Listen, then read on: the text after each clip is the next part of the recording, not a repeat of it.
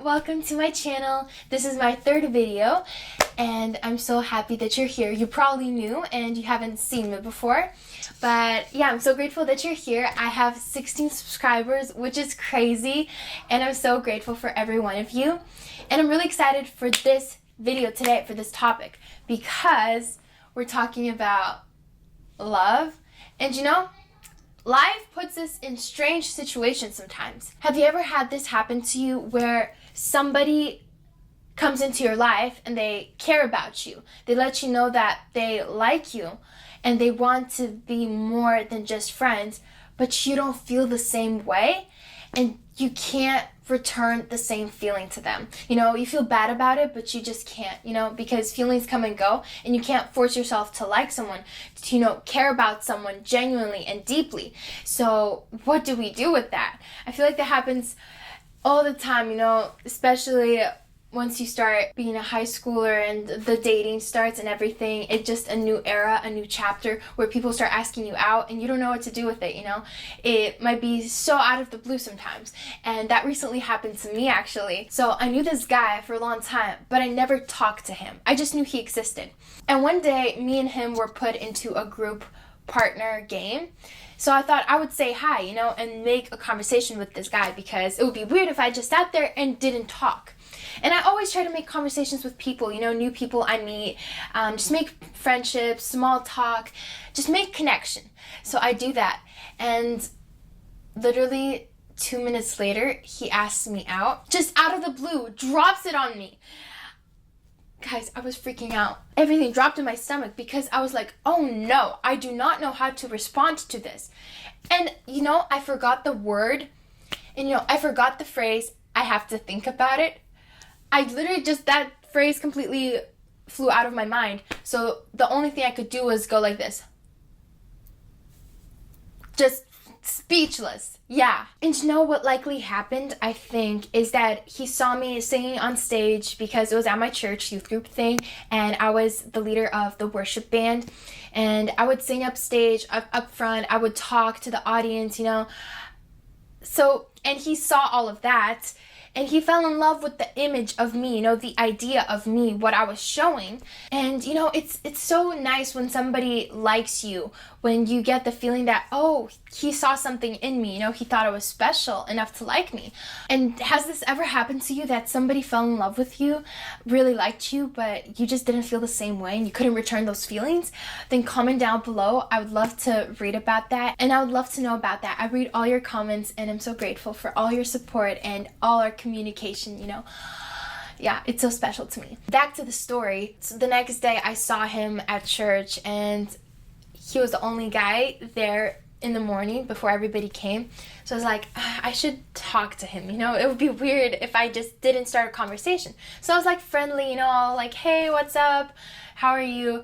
We started talking again. And in the middle of our conversation, he's like, can I get your phone number? I was like, sure.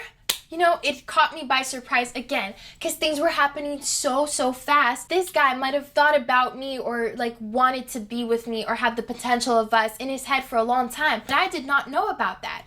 I had no idea what was going on in his head, that he even felt this way. And now that we start talking, he just dumps all of this on me. And I'm thinking, oh my gosh, what do I do? Because I don't feel the same way towards him, even though he's cute and everything. And here, as he asked me for my phone number, I feel this sort of tug that I should give it to him, that should be nice, and I am nice, so I give it to him, very friendly. But you know what I mean? It's not like my first thought isn't no, like I won't.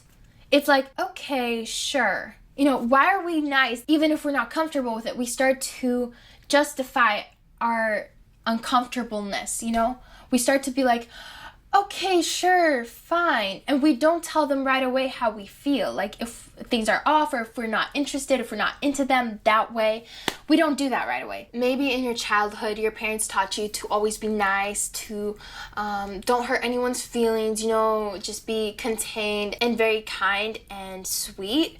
But some things are better cut off in the beginning, because you never know how far it will go and where it will get you. In these little moments that I was talking to him and being friendly and nice, I kind of felt that I was giving him hope because he was so hopeful about this. He was just like getting so excited about us talking and something more happening. And after a few days, he texted me. Basically what he said was he wanted to check if it was my phone number.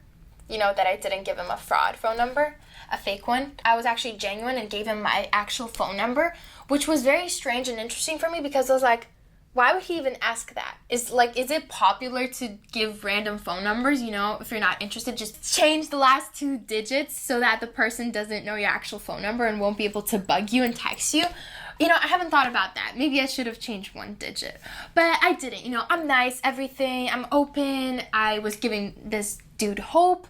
So he texted me. He asked if I was my phone. I was like, yes, it is. He was like, so do you want to text for a bit tomorrow? And this is where I was like, okay, this is going too far. If I start texting with him, giving him these kind of doggy treats, you know, the dog is walking, you're giving him the treats and he's following you, that's already leading him on. That's not good if you don't feel the same way. And you shouldn't do that because it might be hard to tell him right away that you don't feel the same way. But if you keep leading him on, if you keep giving him these little tiny bites, things might get so complicated, so spiraled, the person will fall for you even more, that it'll just get harder and harder to tell them that you don't feel the same way. And maybe you will even start feeling the same way for the wrong guy because you'll be like acting all nice and everything. So better cut it in the beginning. I promise you, I was like, I cannot do this. I don't want to break anyone's heart. I don't want to wound him. You know, I don't want to seem like the bad guy or be mean. But it's not being mean when you set boundary, when you set a clear standard that you're not interested, and it's okay to turn people down because you can't make yourself feel something for them. Feelings come and feelings go, like I said, and it's not your fault that the feelings of him and you did not match up. It's not your fault that he feels about you this way and you don't feel that same way. It's not your fault.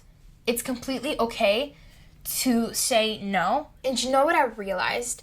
Is that love cannot be forced when you actually care about someone.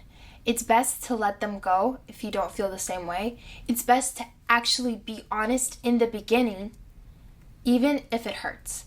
But letting them know how you feel in the beginning right away will prevent later complications from happening. You know, later confusions, misunderstandings, heartache from happening. So it's best to tell them right now if you're not interested.